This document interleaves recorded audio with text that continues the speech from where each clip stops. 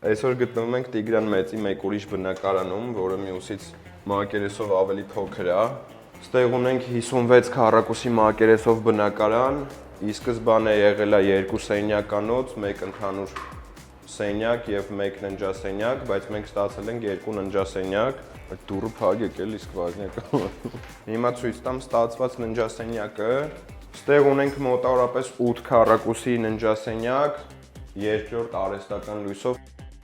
Այս տանը նաև ավարտել ենք սանհանգույցի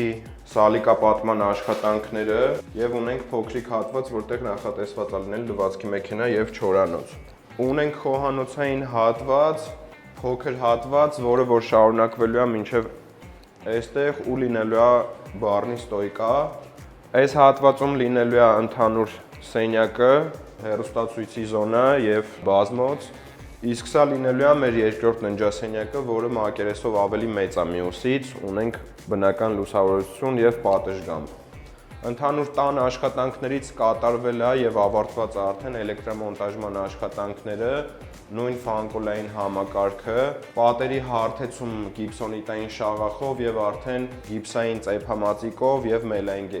ծեփամածիկով։ Այս պահին կատարվում է շուշաթխտման աշխատանքները, որը որ շուտով նորից կհասցվի ավարտին։